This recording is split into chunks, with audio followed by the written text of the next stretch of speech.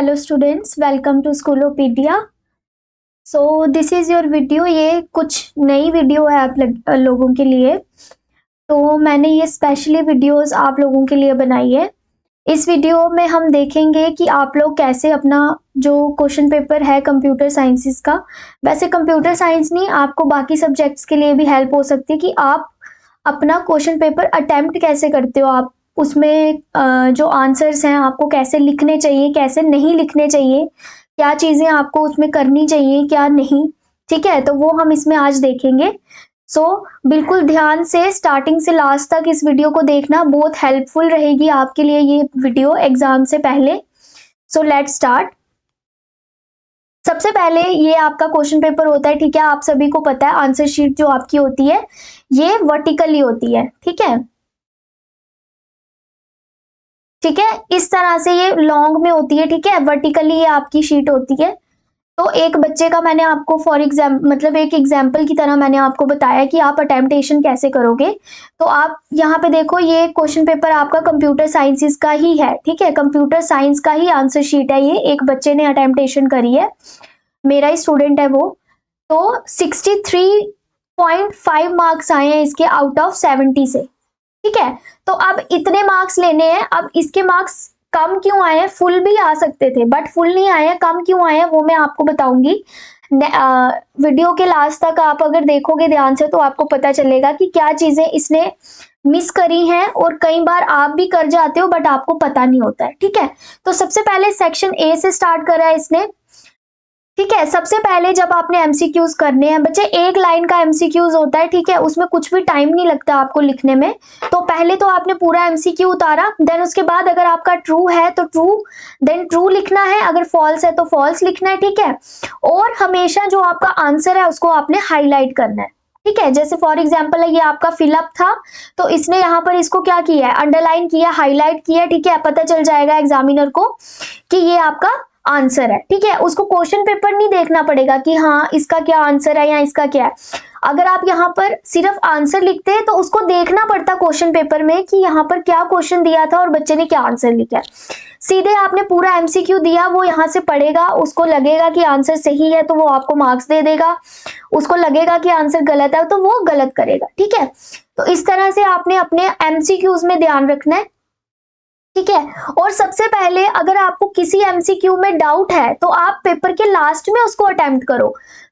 अपनी जो कटिंग है आपने उसको अवॉइड करना है, ठीक है। आपको लगता है कि नहीं इस एमसीक्यू में मुझे डाउट है, इसका ट्रू नहीं फॉल्स है, फॉल्स नहीं ट्रू है, तो आपने उसको लिखना नहीं है, आपने उसको रख देना है कि चलो अगर मुझे बाद में आप थोड़ा सा याद करो, आपको याद आ जाता है तो आप लास्ट में उसको लिख सकते हो कंफर्म करके। स्टार्टिंग में कटिंग करने से अच्छा है लास्ट में आपको पता चलेगा कि इसका ट्रू नहीं फॉल्स था, तो वो आप अवॉइड कर सकते हो, ठीक है। कटिंग आप अवॉइड कर सकते हो, ठीक है। ये यहाँ पर इसने एमसीक्यूज अटेम्प्ट करे हुए हैं, ठीक है। एक्सटेंशन वाला क्वेश्चन आया हुआ है यहाँ पर, ठीक है। डीएमएल की फुल फॉर्म आई है, टप्पल्स के बारे में पूछा हुआ है, ठीक है, टप्पल डाटा टाइप है कि नहीं है, ठीक है।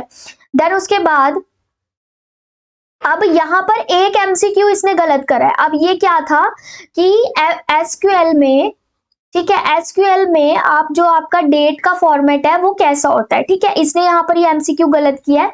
यहाँ पर आना था double D double M and double Y, ठीक है। ट्रिपल वाई एसक्यूएल में नहीं आता है, ठीक है, ये इसका फॉर्मेट नहीं है।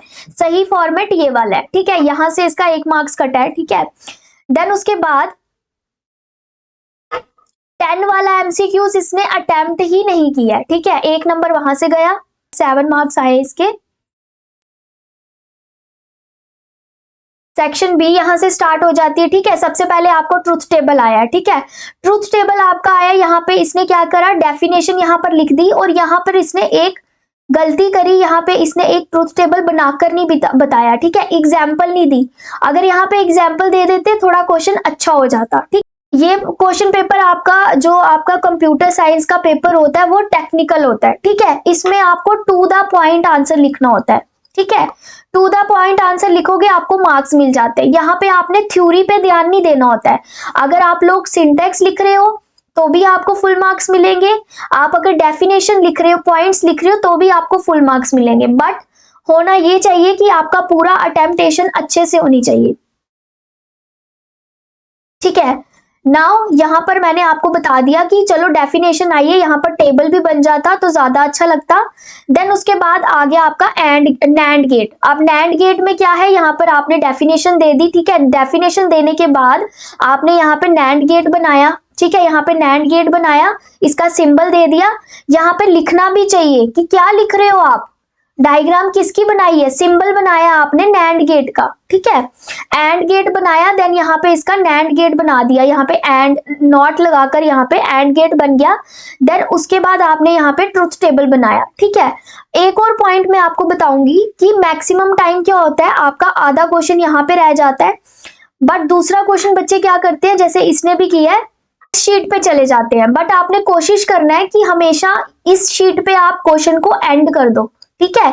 आप नेक्स्ट शीट पे जाने की कोशिश नहीं करो, आप यहीं पे इसको खत्म कर दो। इससे क्या होगा, इससे क्या होता है कि जो एग्जामिनर होता है उसको ढूंढना पड़ता है, उसको पेज टर्न करना पड़ता है, जिससे क्या होता है वो कई बार इरिटेट हो जाता है, तो उसने क्या करता है, वो मार्क्स आधा मार्क्स काट लेगा आपका, ठीक है। इस तरह की कुछ चीजें हो सकती है, तो इन चीजों को आपने अवॉइड करना है। आपने क्या करना है, अगर क्वेश्चन स्टार्ट किया है तो आप कोशिश करो कि वो एक ही पेज में खत्म हो जाए। नेक्स्ट आ गया आपका डिग्री ऑफ रिलेशन, ठीक है। पूरी इसने डेफिनेशन दी है यहाँ पर, ठीक है। यहाँ पर एग्जाम्पल भी दी है इसने, ठीक है, तो एग्जाम्पल भी आपने मेंशन करनी है। देन उसके बाद यहाँ पर देखो ये प्रूफ आया है, इसका a प्लस ए बी का प्रूफ आया है। इसने क्या किया, यहाँ पर सीधा आंसर लिखा, आंसर तो सही है, लेकिन इसने ये देखो एक चीज देखो, ये 2 मार्क्स का क्वेश्चन है, तो इसने सिर्फ यहाँ पर क्या किया, fill in the blank fill कर दिया। अगर एमसीक्यू होता तो यहाँ पर इसको 1 मार्क्स मिल जाता, लेकिन ये 2 मार्क्स का है। इसका प्रूफ भी यहाँ पे चाहिए था, इसका ट्रुथ टेबल भी यहाँ पे होना चाहिए था, तभी इसको पूरे मार्क्स मिलते हैं। यहाँ पे इसके हाफ मार्क्स काटे हैं, ठीक है। कई बार एग्जामिनर क्या कर सकता है, आपका 1 मार्क्स भी काट सकता है, ठीक है। इसलिए आपने इन चीजों का ध्यान रखना है। अगर तो ये एमसीक्यू आता तो ठीक था, बट यहाँ पर 2 मार्क्स का क्वेश्चन आया है, तो आपको ट्रुथ टेबल यहाँ पे इसको प्रूफ करना पड़ेगा। देन उसके बाद एंड गेट आया है। एंड गेट की इसने देखो डेफिनेशन नहीं लिखी है, 2 मार्क्स का क्वेश्चन आया है, यहाँ पर डेफिनेशन नहीं लिखी है। डेफिनेशन देनी जरूरी है, 1 लाइन की दे दो। देन उसके बाद सिंबल बनाया। देन यहाँ पे सेम मिस्टेक इसने की है, ट्रुथ टेबल जो है वो नेक्स्ट पेज पे ले गई है, ठीक है। तो आपने नेक्स्ट पेज पे कोशिश करनी है कि नहीं जाओ, यहीं पे खत्म करो, ठीक है। देन उसके बाद यहाँ पे स्ट्रक्चर क्वेरी आगे इसकी डेफिनेशन आई है। देन उसके बाद यहाँ पे असेस स्पेसिफायर के कंस्ट्रक्टर्स के बारे में पूछा है। नेक्स्ट क्वेश्चन है आपका ऑप्स के बारे में, ठीक है, ऑप्स के बारे में दे दो आप। देन उसके बाद डिस्ट्रक्टर्स के बारे में पूछा हुआ है। देन उसके बाद सेक्शन सी आ जाती है आपकी, 3 मार्क्स के जो क्वेश्चन आप पूछते हो, आंसर्स होते हैं जो यहाँ पर क्या है पूछा हुआ है, मेथड असेस एलिमेंट्स के बारे में पूछा लिस्ट में, ठीक है। लिस्ट को आप कैसे वो करते हो, तो यहाँ पर क्या हो गया, सबसे पहले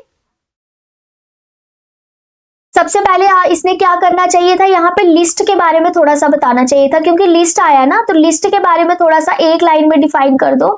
देन उसके बाद आप यहाँ पे स्टार्ट करो कि following are the different method to access elements in list.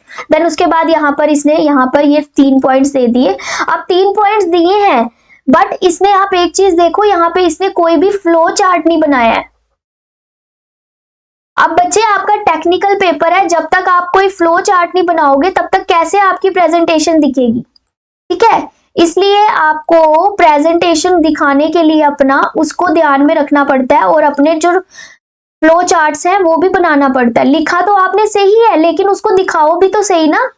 आप यहाँ पे फ्लो चार्ट्स बना दो, यहाँ पर आपकी स्पेसिंग भी कवर हो जाती है, ठीक है।